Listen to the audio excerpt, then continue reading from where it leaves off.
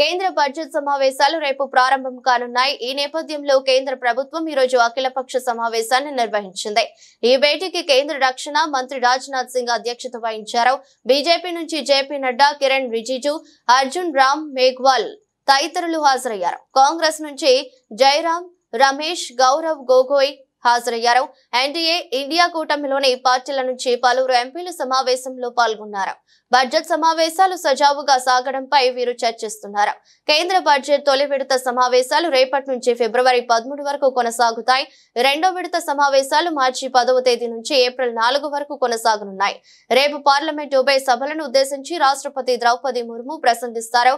ఫిబ్రవరి 1న కేంద్ర ఆర్థిక మంత్రి నిర్మలా సీతారామన్ లోక్సభలో కేంద్ర బడ్జెట్ ను ప్రవేశపెడతారు.